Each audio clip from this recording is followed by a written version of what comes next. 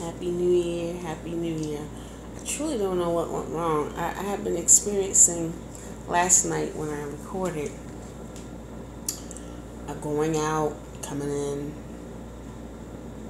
So I'm here this morning very early because I didn't go to bed yet.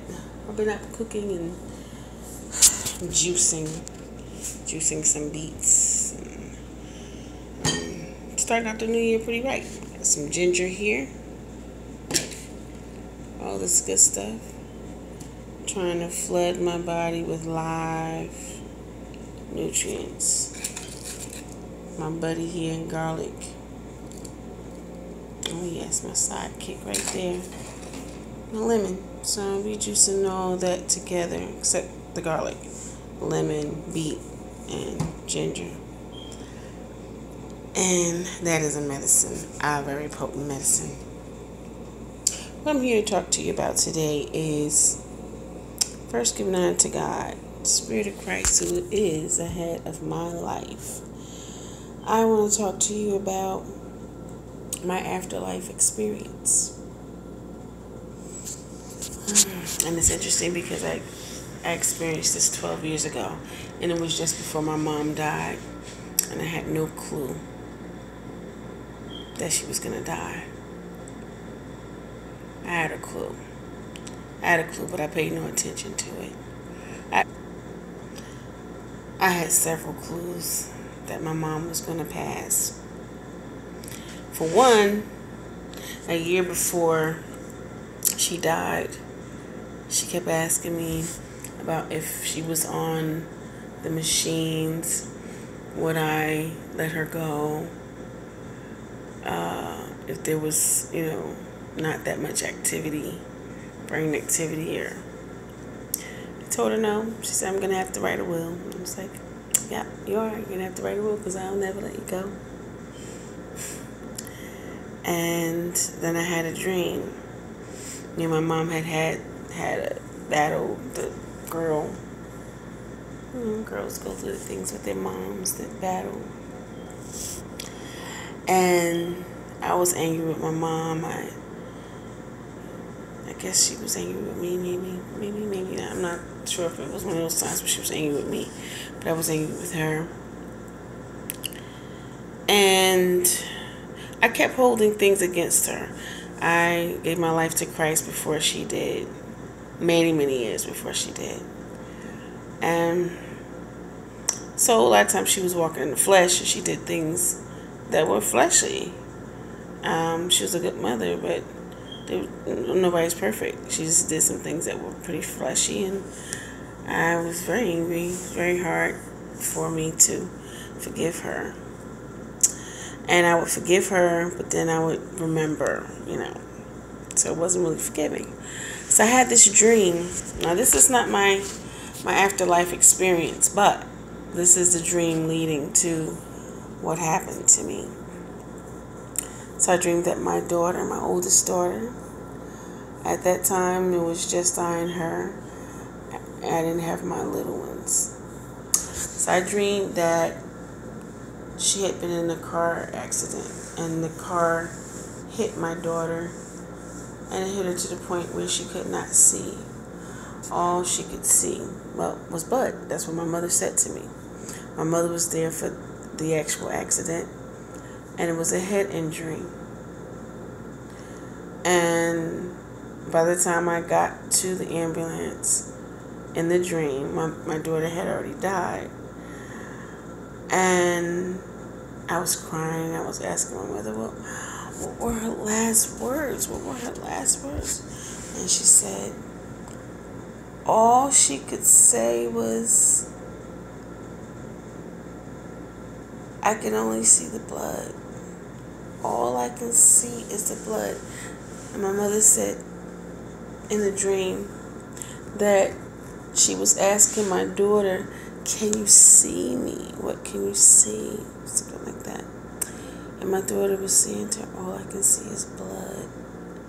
So all I can see is the blood. Actually, she said, all I can see is the blood. And when I woke up, and I saw my daughter's hair, and I interpreted the dream. Immediately I understood that it wasn't about my daughter's death. Exactly, it was about my mother's death. At that time, I wouldn't dare admit it. It wasn't even a thought to me. It didn't occur to me. That didn't occur to me. But that was a hint. It's like a couple of months before my mother died from a severe head injury. It was an aneurysm, which is an injury, and it was to the head. It was in the head. And but the Lord said to me to call her at that time. I think I remember the Lord told me that. I think somehow I called her because I began to say to my mother in the dream. I told her a dream. All I can see is a blood, and I looked at her. I told her, all I can see in your life is the blood, and that's all I'm supposed to see. And I began to apologize. We had a relationship full of apologies all the time. We had to, because we were coming through some things and we had hurt each other. And a couple of nights later, maybe, I went to sleep. I was doing a lot of fasting then. A lot of fasting. I fast now, sometimes daily, but I'm talking about fasting, like going days without eating, and then going days without eating. And I was teaching at 3 stages. In school. I wasn't happy because I felt like my boss wasn't happy with me, and they were asking me to do more or something like that, and everything that they had asked of me, I did it and beyond the call of duty.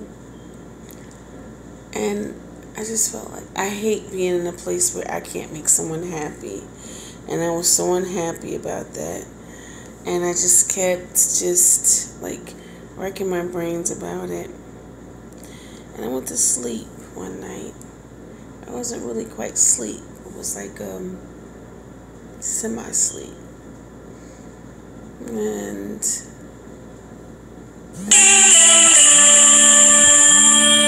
the next thing I knew, the Lord had me. I was out of my body. I felt like I was either halfway out of my body or halfway in. When I think back, I wrote a poem about it. Somebody stole the Bible that I wrote it in. I felt like I was halfway in my body and yet halfway out, like I was between worlds, like as if like you had died but you weren't completely out, but you weren't completely in. And I remember this energy. That's what it seemed like, an energy. It's coiled around me from head to toe. And it wasn't just an energy. So it wasn't just an energy, but that's how I had to describe what was happening to me. This energy, it was Christ, life force. It's like he had just, it felt like energy. He had wrapped himself. It's like, it was just like shoo, shoo, shoo. He coiled, that's the word I have to use. He coiled himself around me. He coiled himself around me, and it's like, you have to go to the bathroom? He coiled himself around me.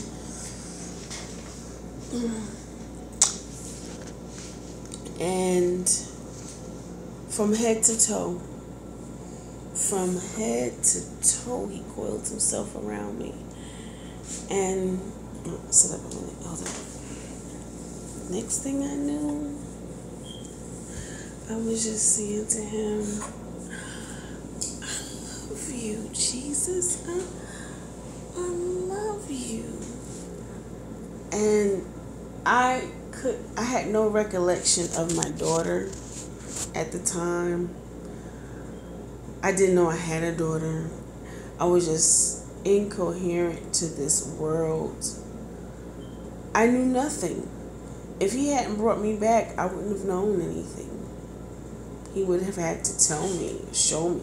It was just like where I was in perfect love, perfect harmony. It was the place in God. Nothing broken, nothing missing. I was experiencing El Shaddai at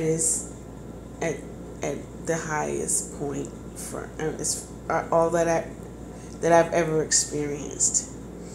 It's like the moment after death for a Christian. Absence from the body is presence with the Lord. And I'm going to tell you, I was just fine. I had never been more at peace. I had never been more serene. I was happy. I was in wonder. I was in bewilderment at the presence of Christ. And thinking about it, it's like how he does that for every believer. And makes us all feel like we're just the only one.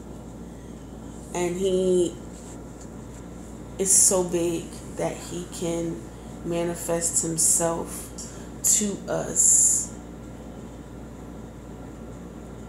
on a singular basis, yet corporately. And it's just amazing. It's just amazing.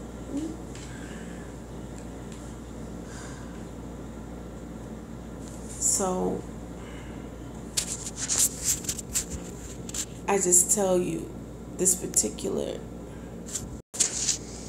So it was complete surrender, complete